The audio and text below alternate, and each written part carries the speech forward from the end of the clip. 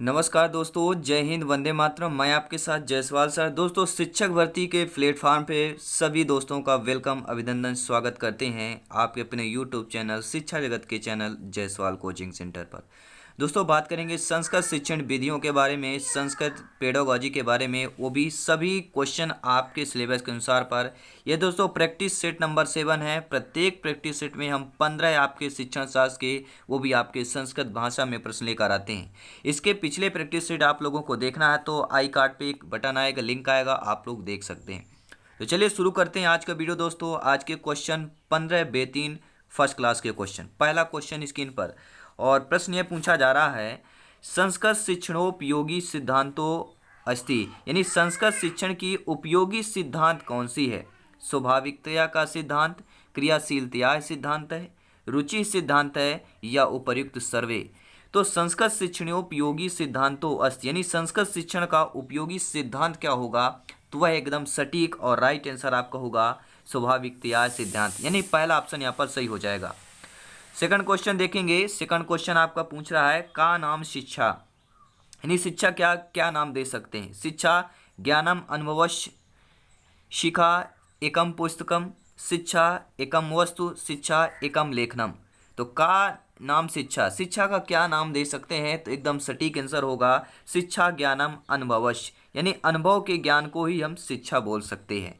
अगला प्रश्न आइए देख लेंगे। क्वेश्चन स्क्रीन पर दिया जा रहा है और आपका थर्ड क्वेश्चन है आज के प्रैक्टिस सेट नंबर 7 का दोस्तों, वो भी आपके सिलेबस के आधार पर है, तो वीडियो को दिल से लाइक कीजिएगा दोस्तों। प्रश्न यह है, शिक्षणस्य मुख्यम उद्देश्यम किम अस्ति, यानी शिक्षण का मुख्य उद्देश्य कौन सा होगा? शिक्षणस्य मुख्यम उद्देश्यम किम अस्ति, यानी शिक्षण का मुख्य उद्देश्य क्या होगा? यानी कि व्यक्तये धन दानम, आजीविकोपार्जनम, व्यक्तये सर्वांगीण विकासः, या अध्यापक निर्माणम। क्या होगा सही एवं सटीक आंसर? शिक्षणस्य मुख्यम उद्देश्यम किम अस्ति, शिक्षण का मुख्य उद्देश्य क्या होगा? तो सही एवं सटीक आंसर होगा व्यक्तये धन दानम, यानी व्यक्तियों का क्या होगा? व्यक्तये धन दानम, शिक्षणस्य मुख्य उद्देश्यम व्यक्तये धन दानम, यानी कि पहला ऑप्शन यहाँ पे सही हो जाएगा। नेक्स्ट क्वेश्चन यहाँ पे दोस्तों पूछा जा रहा है। प्रश्न यह है, संस्कृत भाषा शिक्षणस्य उत्तम विधिरस्त, यानी संस्कृत भाषा शिक्षण की उत्तम विधि कौन सी है? अनुवाद विधि, लेखन विधि, परोक्ष विधि, प्रत्यक्ष विधि। सही एवं सटीक आंसर जानेंगे। लाजवाब प्रश्न है दोस्तों, ये आपके वर्ग 2 में क्वेश्चन पूछा गया था, इंपॉर्टेंट क्वेश्चन है, ध्यान दीजिएगा। और साथ ही साथ आपके जो 2019 में वर्ग 2 के एग्जाम हुए थे, एग्जाम के सभी आपके क्वेश्चन मैं कराऊंगा, ये वर्ग 3 में बहुत ही हेल्पफुल होंगे आपके लिए। तो प्रश्न है, संस्कृत भाषा शिक्षणस्य उत्तम विधिरस्ति, तो संस्कृत भाषा शिक्षण की उत्तम विधि जो होगी अनुवाद विधि। क्या हो जाएगा? अनुवाद विधि संस्कृत भाषा शिक्षणस्य उत्तम विधि अस्ति। अगला प्रश्न देखेंगे। अगला प्रश्न स्क्रीन पर है। प्रश्न क्या पूछा जा रहा है, काव्य शिक्षणस्य प्रमुखोद्देश्यम भवति, यानी काव्य शिक्षण का प्रमुख उद्देश्य क्या होगा? रचना कौशल विकास है, काव्य का व्यवहार चतुर्य विकास है, शब्द भंडारस अभिवृद्धि, चतुवर्ग फल प्राप्ति, उपर्युक्त सर्वम चा, यानी कि ये सभी हो गए। तो सही एवं सटीक आंसर क्या होगा? अगर दोस्तों आप लोगों को आंसर आ रहा है तो कमेंट बॉक्स में आप बेफिक्र कमेंट कर सकते हैं, क्योंकि यहाँ पर गलती होगा चलेगा, एग्जाम में गलती नहीं होना चाहिए। एग्जाम के एनालिसिस में वहाँ पे आपको गलती नहीं करना है, और ये यहाँ पे गलती करेंगे तभी आप महसूस करेंगे, प्रैक्टिस करेंगे कि गलती का नतीजा क्या होता है। वो बहुत बड़ा सपना आपका टूट सकता है, तो वो सपने को साकार करना है, टूटने नहीं देना है, और वही सपने को साकार करना है जो आप अभी तक 8, 9, 10 साल से वेट कर रहे हैं, इंतजार कर रहे हैं। प्रश्न पर ध्यान देंगे। काव्य शिक्षणस्य प्रमुखो उद्देश्यम भवति, यानी काव्य शिक्षण का प्रमुख उद्देश्य क्या होगा? तो वह होता है काव्य रचना कौशल विकास, यानी काव्य के रचना कौशल का विकास करना ही काव्य शिक्षण का प्रमुख उद्देश्य होता है। अगला प्रश्न आइए देखेंगे। प्रश्न है, मानवस्य प्रथम शिक्षा प्रतिष्ठानम, यानी मानव का प्रथम शिक्षा प्रतिष्ठान कौन सा होता है? प्राथमिक विद्यालय है, परिवार है, माध्यमिक विद्यालय, महाविद्यालय। तो मानवस्य प्रथम शिक्षा प्रतिष्ठानम कौन सा होगा? मानव का प्रथम शिक्षा प्रतिष्ठान, तो वह हो जाएगा दोस्तों परिवार। परिवार ही मानव का प्रथम शिक्षा का क्या है? प्रतिष्ठान कहलाता है। अगला प्रश्न लेंगे दोस्तों, और ये भी क्वेश्चन इंपॉर्टेंट है। सभी क्वेश्चन आपके सिलेबस और नए पैटर्न पर लिए गए हैं, तो एक बार वीडियो को दिल से लाइक करेंगे, और जितने भी भाई बहन शिक्षक बंधु गृहिणी नए आए हैं चैनल को सब्सक्राइब कर लेंगे और बेल आइकन जरूर प्रेस करें, ताकि लेटेस्ट नोटिफिकेशन आपके इनबॉक्स में मिलता रहेगा। दोस्तों अगला प्रश्न देखेंगे, गद्य पाठेषु कठिन निवारणाय अधोलिखित विधिय संति, यानी गद्य पाठ के कठिन निवारण की इनमें से कौन सी विधि है। यानी गद्य पाठेषु कठिन निवारण विधि कौन सी होगी। दंत कथा प्रविधि होगी, व्याख्या प्रविधि होगी, अनुवाद प्रविधि होगी, या एते सर्वे प्रविधि, यानी कि ये तीनों होंगे। तो गद्य पाठेषु कठिन निवारणाय अधोलिखित विधिय संति, तो वह आपका राइट आंसर सटीक आंसर होगा। पूरा डिटेल के साथ जानेंगे गद्य पाठ के कठिन निवारण की विधि। देखिए दंत कथा प्रविधि ये भी आपकी है, गद्य पाठेषु कोई कठिन निवारण विधि है, व्याख्या प्रविधि भी है, अनुवाद प्रविधि भी, यानी कि ये तीनों हो जाएंगे। तो एते सर्वे प्रविधि, ये तीनों विधियां आपके गद्य पाठ के कठिन निवारण की विधि हैं। अगला प्रश्न देखेंगे, अगला प्रश्न स्क्रीन पर है दोस्तों, लाजवाब प्रश्न है, ध्यानपूर्वक देखिएगा यहाँ पर। और दोस्तों नोट्स भी बना सकते हैं, और टेलीग्राम में जरूर फॉलो करें, वहाँ पे आपको नोट्स, पीडीएफ फाइल, मटेरियल सब कुछ आपको मिलता है, वो भी फ्री में। क्योंकि हम बात करते हैं राष्ट्रहित में, शिक्षा की बात करते हैं, शिक्षा जगत की बात आती है दोस्तों, तो समझ सकते हैं। सभी मित्रों का मेरा एक बार जय हिंद। प्रश्न है दोस्तों, व्याकरण शिक्षण से सर्वोत्तम कह विधि, यानी व्याकरण शिक्षण की सर्वोत्तम विधि कौन सी मानी जाती है।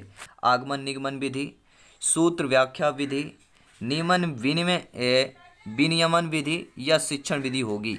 तो व्याकरण शिक्षण से सर्वोत्तम विधि कह विधि, तो व्याकरण शिक्षण की सर्वोत्तम विधि जो होती है वह होती है आगमन निगमन विधि। आगमन निगमन विधि आपकी व्याकरण शिक्षण की सर्वोत्तम विधि मानी जाती है दोस्तों।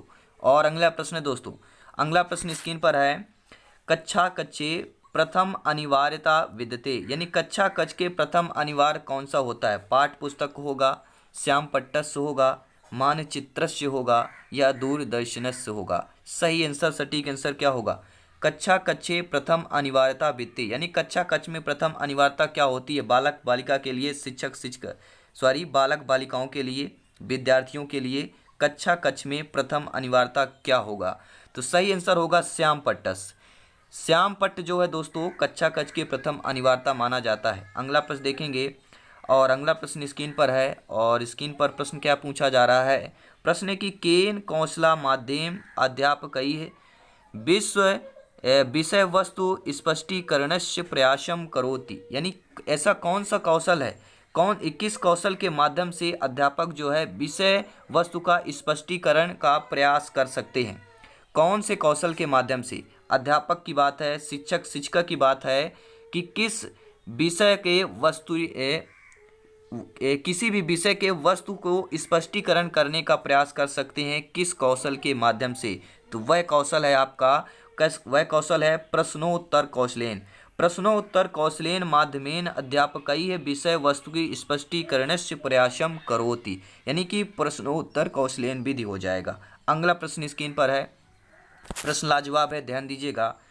छात्राणाम पूर्व ज्ञानेन सह नूतन ज्ञानम योजयति, यानी छात्रों का जो पूर्व ज्ञान है इसके साथ नए ज्ञान को जोड़ना, छात्रों के पूर्व ज्ञान के साथ साथ नए ज्ञान को जोड़ना, यानी छात्राणाम पूर्व ज्ञानेन सह नूतन ज्ञानम योजयति, छात्रों के जो पूर्व ज्ञान है उसके साथ नए ज्ञान को जोड़ देना क्या कहलाएगा।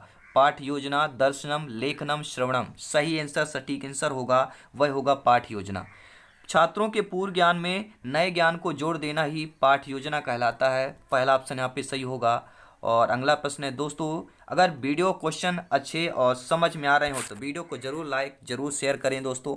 प्रश्न है अगला है आपका, साहित्यस्य अवबोधनम पठनम आत्मसात्करणम कर्तुम शक्यते, यानी कि साहित्य को अवबोध करने के लिए पठन के आत्मसात्करण कर्तुम सकते, नहीं पढ़ने की आत्मकरण करना, आत्मसात्करण करना, यानी कि आप लोग समझ सकते हैं पढ़कर अपने अंदर जो भी IQ है अपने अंदर माइंड में स्टोर कर लेना, कंठस्थ कर लेना, वही कहलाता है पठनम आत्मसात्करणम।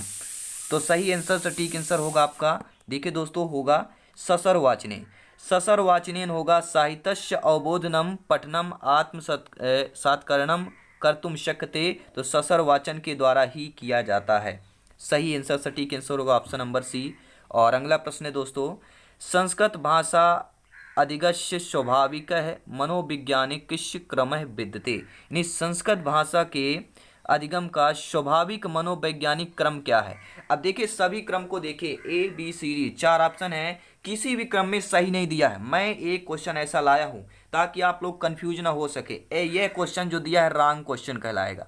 रॉन्ग क्वेश्चन क्यों कहलाएगा, आप लोग देख रहे हैं कि ऐसा कोई भी ऑप्शन ही नहीं है जो सही नहीं है। यानी कि जो संस्कृत भाषा अधिगम के स्वाभाविक मनोवैज्ञानिक का जो क्रम होता है, मैं बार बार प्रत्येक वीडियो में एक क्वेश्चन जरूर लाता हूं, क्योंकि आपको पता है इससे 2 क्वेश्चन आपके एग्जाम में पूछे जाते हैं।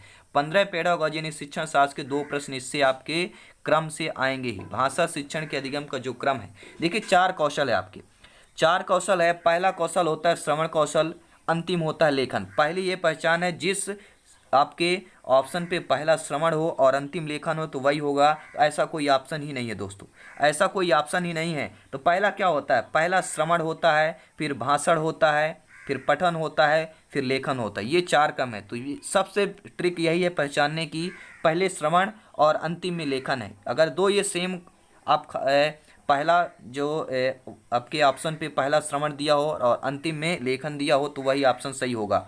वही ऑप्शन पे आपको ध्यान देना है, बाकी आपको समय व्यर्थ नहीं करना है, समय नहीं गंवाना है अदर ऑप्शन पर। अगला प्रश्न देखेंगे, प्रश्न है आपका, ध्यानपूर्वक देखिएगा। दंडान्वय खंडान्वय टीका समीक्षा इत्ययिता विधेय केन संबंधा संति, यानी क्या होगा, दंडान्वय खंडान्वय जो टीका समीक्षा, ये 3 विधियां हैं, दंडान्वय विधि, खंडान्वय विधि और टीका समीक्षा। ये जो 3 विधियां हैं, इनमें से संबंध कौन सा होगा, इन 3 विधियों से संबंध रखने वाला ऑप्शन कौन सा होगा। व्याकरण शिक्षणेन, नाट्य शिक्षणेन, काव्य शिक्षणेन, निबंध शिक्षणेन, कौन सा होगा इन 3 विधियों को संबंध रखने वाला, दंडान्वय विधि, खंडान्वय विधि और टीका समीक्षा। तो सही आंसर, सटीक आंसर क्या होगा, काव्य शिक्षणेन। काव्य शिक्षण जो होता है दोस्तों, वह आपके दंडान्वय विधि, खंडान्वय विधि और टीका समीक्षा, ये तीनों विधियों का संबंध रखता है काव्य शिक्षण। अगला प्रश्न देखेंगे स्क्रीन पर, और प्रश्न लाजवाब है। प्रश्न यह है, नाटक शिक्षणे कतमो विधि सर्वोत्तम कथित है, यानी नाटक शिक्षण में ऐसी कौन सी विधि जो है सर्वोत्तम बोल सकते हैं, किस विधि को सर्वोत्तम बोल सकते हैं। नाटक शिक्षण में ऐसी किस विधि को आदर्श नाट्य विधि को बोल सकते हैं, व्याख्या विधि को बोल सकते हैं, रंगमंच अभिनय विधि को बोल सकते हैं, समवाय विधि को बोल सकते हैं। किस विधि को आपको नाटक शिक्षण की सर्वोत्तम विधि बोल सकते हैं। तो सही आंसर, सटीक आंसर जानेंगे, वह आपका आंसर है समवाय विधि। दोस्तों नाटक शिक्षण की समवाय विधि को सर्वोत्तम विधि बोल सकते हैं, यानी कि नाटक शिक्षणेन समवाय विधि सर्वोत्तम कथित है बोल सकते हैं। तो आपका डी ऑप्शन होगा। और 15वां क्वेश्चन है आज के वीडियो का। प्रत्येक आपके प्रैक्टिस सेट पे 15 बेहतरीन प्रश्न लाते हैं, लाजवाब प्रश्न आते हैं जो आपके एग्जाम में प्रीवियस ईयर में आए हुए होते हैं या आने वाले के चांसेज होते हैं। 15वां प्रश्न है दोस्तों, प्रश्न क्या पूछा जा रहा है, हरवटीय पंचपदी कुत्र प्रयुज्यते, यानी हरवटीय पंचपदी जो है किस क्या प्रयुज्य करते हैं, कुत्र प्रयुज्यते, यानी कि पाठ योजना का प्रयोजित करते हैं, संभाषण का करते हैं, लेखने का करते हैं या पढ़ने का करते हैं। तो आपके जो हरवटी पंचपदी है दोस्तों, तो यह आपकी जो आंसर होगा पाठ योजना प्रयोज्यते। हरवटी पंचपदी कुत्र प्रयोज्यते, तो सही आंसर होगा हरवटी पंचपदी पाठ योजनायाम प्रयोज्यते। तो ए ऑप्शन यहाँ पे सही हो जाएगा।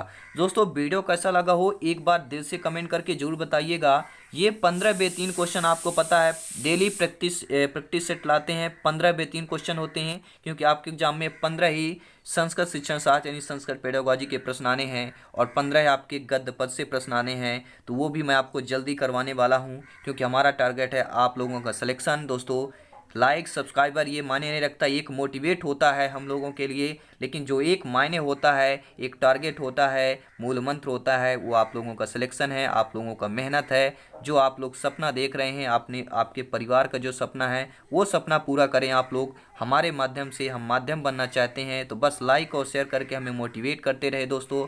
और चैनल पे पहली बार विजिट कर रहे हैं तो बेल आइकन के साथ जरूर प्लेलिस्ट एक बार चेक करें। प्लेलिस्ट में सभी क्लासेज आपको मिल जाएगी, सभी ऑल सब्जेक्ट की वीडियोज मिल जाएंगे। यहाँ पर बेहतरीन तैयारी कर सकते हैं और अपना एक सरकारी सीट पक्का कर सकते हैं, क्योंकि हम बात करते हैं राष्ट्र हित में शिक्षा की बात करते हैं दोस्तों। जायसवाल कोचिंग सेंटर केवल शिक्षा जगत की बात करता है, राष्ट्र हित में शिक्षा की बात करता है। तो एक बार दिल से लाइक और शेयर जरूर करें। सभी मेरे मित्रों को जय हिंद, वंदे मातरम, धन्यवाद।